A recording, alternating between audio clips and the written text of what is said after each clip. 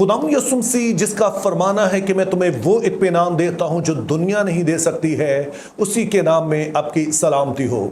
तो आइए पहले हम वो हवाला पढ़ लेते हैं जहां पर यह नाम इस्तेमाल हुआ है, और यह है कुज़ात 6 बाब उसकी 22 से 24 आयत, जिसमें कुछ यूं लिखा है। और जिदौन ने जान लिया कि वो खुदावंद का फरिश्ता था, सो जिदौन कहने लगा, अफसोस है ए मालिक खुदावंद कि मैंने खुदावंद के फरिश्ते को रूबरू देखा। खुदावंद ने उससे कहा, तेरी सलामती हो, खौफ न कर, तू मरेगा नहीं। तब जिदौन ने वहां खुदावंद के लिए मज़बा बनाया और उसका नाम यहोवा सिलोम रखा, और वो अभी अज़रियों के उफ्रा में आज तक मौजूद है।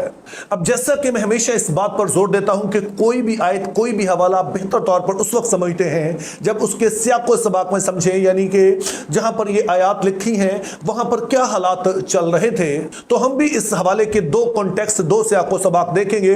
तो पहले जो बड़ा सियाक़ व सबाक़ है वो ये है कि जब बनी इसराइल मुल्क मिस्र से निकल कर आए और उसके बाद मुल्क मौदा में आकर आबाद हो गए, तो यशुआ के मरने के बाद बनी इसराइल खुदा के साथ उस तरह से नहीं चल रहे हैं, बल्कि ये खुदा को छोड़कर और माबूदों की पूजा करने लगे। और जब ये ऐसा करते तो खुदा भी इनसे अलग हो जाता, जिसका नतीजा ये होता कि आसपास जो आबाद कौमें थी वो इन पर चढ़ आती, तो हर चीज इनकी जो है वो छीन कर ले जाती। और ऐसा ही कुछ अभी भी देखते हैं। इस हवाले को जब आप शुरू में पढ़ते हैं तो पता चलता है कि मिद्यानी एक कौम है जो कि बनी इसराइल पर बार बार हमला कर रहे हैं। जब भी ये फसल इनकी तैयार हो जाती है, इनके पास कुछ जानवर जमा हो जाते हैं, तो वो चढ़ आते हैं और इनके पास से सब कुछ छीन कर ले जाते हैं। जिसका मतलब ये है कि ये वो वक्त है जब बनी इसराइल की ना तो जान महफूज है, ना इनकी इज्जतें महफूज हैं, और ना ही इनका माल महफूज है। तो अब जब आप इस सियाक़ व सबाक़ की रोशनी में आप इस नाम को यानी यहोवा शलोम को पढ़ते हैं तो ये बहुत दिलचस्प मालूम होता है, क्योंकि यहोवा शलोम दो लफ्ज़ों से मिलकर बना है, यहोवा और शलोम। यहोवा के बारे में मैं अपनी उस वीडियो में जिक्र कर चुका हूँ, डिटेल्स बता चुका हूँ, तो सिर्फ उसका लुब्बे लबाब आपको बता देता हूँ कि इस नाम का मतलब ये था कि जब मूसा ने पूछा तेरा नाम क्या है, तो वो पूछा है कि खुदावंद तू लोगों के लिए क्या कर सकता है। तो खुदा ताला का कहना था कि जो कुछ भी मेरे लोगों की ज़रूरत है मैं उनके लिए वही कुछ हूं, जिस तरह से मैं अब्राहम, इसहाक और याकूब के लिए उनकी जरूरत के मुताबिक वैसा ही बनकर जाहिर हुआ, तो ऐसा ही मैं तुम्हारे साथ भी और तुम्हारी नस्लों के साथ भी ऐसा ही रहूंगा। तो ये यहोवा का मतलब बनता है। और शलोम का लफ्जी मतलब होता है सलामती, लेकिन ये लफ्जी मानी शलोम का पूरा मतलब नहीं पहुंचाता है, क्योंकि आपने याद रखना है कि जब बनी इसराइल आपस में मिलते थे तो वो ये लफ्ज बोलते थे शलोम। और जो इब्रानी जुबान के माहिरीन हैं वो बताते हैं कि ये दरअसल एक तरह का सवाल होता था कि जब एक दूसरे से मिलते तो वो पूछते शालोम, जिसका मतलब होता था कि क्या हर तरह से खैरियत है, तो आगे से जवाब होता शालोम, जिसका मतलब है कि हर तरह की सलामती है। इसको मैं बेहतर तौर पर शायद एक मिसाल से आपको समझा सकूंगा। अब मुझे नहीं पता है कि आप में से कितने लोग हैं जिन्होंने स्टोरीज वगैरह पढ़ी है या किताबें वगैरह जो बादशाहों के बारे में जो उनकी सवाने हयात लिखी जाती है वो पढ़ी है। मैंने चंद एक पढ़ी है और उनमें एक लाइन लिखी हुई हमें अक्सर मिलती थी, वो है रावी चैन ही चैन लिखता है। इसका मतलब होता था कि बादशाह के दौर में जिसकी वो बात कर रहा है, हर तरफ अमन व अमान था, ना तो उसकी किसी दूसरे बादशाह से जंग हो रही है, ना ही उसके मुल्क में जो लोग हैं वो आपस में लड़ रहे हैं, उनकी जरूरतें पूरी हो रही हैं, लोग खुशहाल हैं, वो सारी जो अमन व अमान है इससे लुत्फ अंदोज हो रहे हैं। तो इस तरह की पिक्चर को कहा जाता था कि रावी चैन ही चैन लिखता है, और यही दरअसल शलोम का मतलब है, यानी कि जब हर तरफ अमन व अमान और खुशहाली हो तो इस तरह के वक्त को, इस तरह की सूरत हाल को शालोम कहा जाता था। अब जैसे मैंने कहा कि जो सियाक़ व सबाक़ आपने देखा था कि ना तो बनी इसराइल की जानें महफूज है, ना इज़्ज़तें, ना माल, कुछ भी महफूज नहीं, हर तरफ बेचानी और अफरा तफरी है। तो उस लिहाज से खुदा का यहाँ पर यह नाम बहुत मौजू है। लेकिन फिर इसका जो हम बहुत ही करीबी कॉन्टेक्स्ट देखते हैं वो ये है कि जब इस सारी सूरत हाल में जब बनी इसराइल बदतर सूरत हाल से गुजर रहे थे, तो एक फरिश्ता जिदौन पर जाहिर होता है, जो कि अपने गेहूं को यानी कि वो गंदम जो थोड़ी बहुत उसके पास है उसको वो कोलू में जो छांट रहा है। और याद रहे कि उस जमाने में थ्रेशर वगैरह नहीं होते थे, तो लोग क्या करते थे कि पहले तो वो उस गंदम को फटकते जमीन पर और फिर उसको किसी खुली जगह पर ऊपर को छाछ के जरिए से उड़ाते, तो भूसा जो था वो उड़ जाता और दाने नीचे गिर जाते। तो कोलू जो है वो गहरा होता था, तो ये कोई मौसू जगह नहीं थी क्योंकि उधर तो हवा ही नहीं लगती, लेकिन वो छुप कर रहा था, क्योंकि अगर वो खुले मैदान में ऐसा करता तो वो मिद्यानी उसका सारा कुछ लूट कर ले जाते। तो इस तरह की सूरत हाल में हम देखते हैं कि एक फरिश्ता उस पर जाहिर होता है, और जब वो उससे बातचीत करता है और फिर जुदाउन से कहता है तू जा और अपने लोगों के लिए जंग कर और खुदा तुझे फतह देगा। तो पहले तो वो मानता नहीं है, जब मान जाता तो वो कहता है तू थोड़ी देर के लिए ठहर, मैं तेरे लिए कुछ लेकर आता हूं। और उसके बाद वो गोश्त और रोटी लेकर आता है।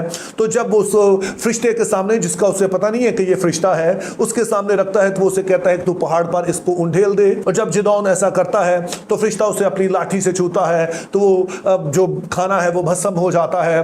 तो जिदौन डर जाता है और वो कहता है अब मैं जरूर ही मर जाऊंगा, लेकिन खुदावंद उससे कहता है तू मरेगा नहीं, तू सलामत रहेगा। और इसके नतीजे में जिदौन फिर एक कुर्बान गाह बनाता है और उसका नाम यहोवा शालोम रखता है। अब ये एक और बड़ा दिलचस्प सियाको सबक है, चूंकि जब जिदौन को लगा कि मैंने खुदा की हुजूरी का इतना करीबी तजर्बा किया है तो मैं बच नहीं पाऊंगा। अब जिदौन के ये एहसास कोई अनोखी बात नहीं है, चूंकि बागे अदन से ये चल रहा है कि जब इंसान अपनी कमजोर हालत में हो, गुनाह की हालत में हो, तो उसको ऐसा ही लगता है कि अगर खुदा मेरे नजदीक आ गया तो मैं मर जाऊंगा। इसीलिए आदम भी छुप गया। और इसी तरह से जब यीशु मसीह ने पतरस से कहा गहरे में ले चल इस कश्ती को, और उसके बाद बहुत सारी वो मछलियां पकड़ते हैं तो वो कहता है तो मेरे पास से चला जा, मैं गुनहगार आदमी हूं। तो इसी तरह की कुछ सूरत हाल जो है वो जिदौन की भी है।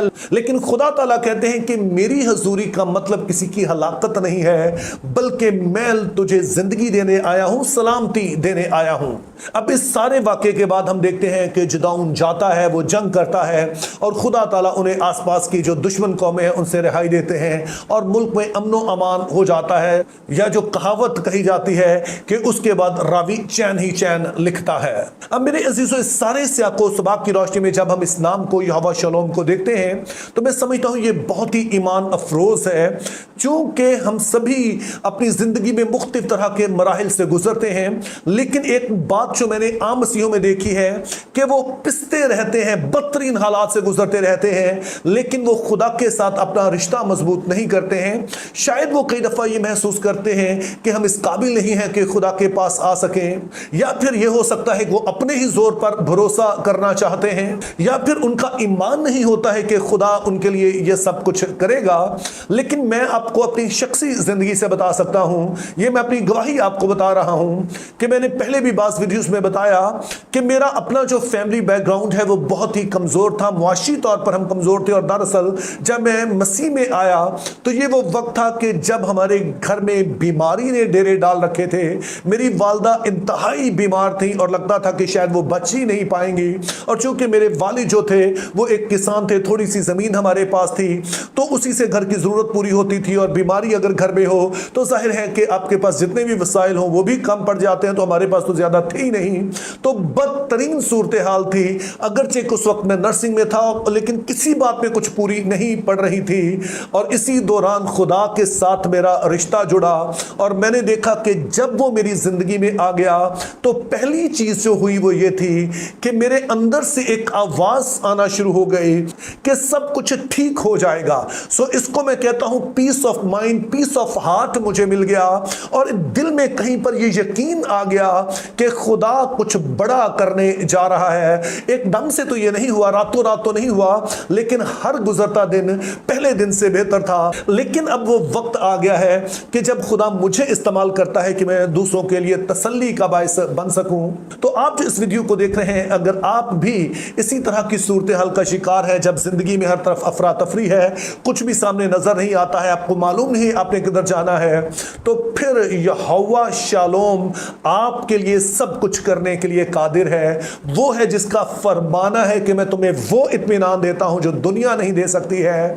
और जैसा कि हम नए अहदनामा में देखते हैं कि जब ये वाला इत्मीनान आपको मिल जाता है, जब आपको ये यकीन मिल जाता है कि वो खुदा आपके साथ है, तो जैसे हम पौलुस और सिलास को देखते हैं, वो कैद खाना में भी हम्द के गीत गाते हैं, तो ये उस वक्त होता है जब आपके पास peace of heart, peace of mind होता है। आपके अंदर से आवाज आती है कि जो भी है सब ठीक हो जाएगा।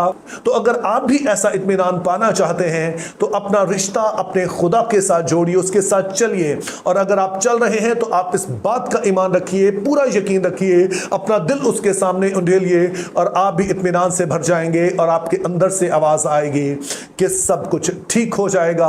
और फिर आप देखेंगे कि आपके लिए भी रावी हर तरफ चैन ही चैन लिखेगा, क्योंकि जिस खुदा की आप इबादत करते करते हैं उसका नाम यहोवा शलोम भी है। और जब हमारा उसके साथ रिश्ता होता है तो फिर हम उससे खौफजदा नहीं होते हैं, बल्कि वो हमारी जिंदगी के हर खौफ को दूर कर देता है और हमारे दिल से आवाज आती है कि सब कुछ अच्छा हो जाएगा। तो मेरी दुआ है खुदा हमारी जिंदगी में ऐसा करे। Think biblically, live purposefully, have a very good day.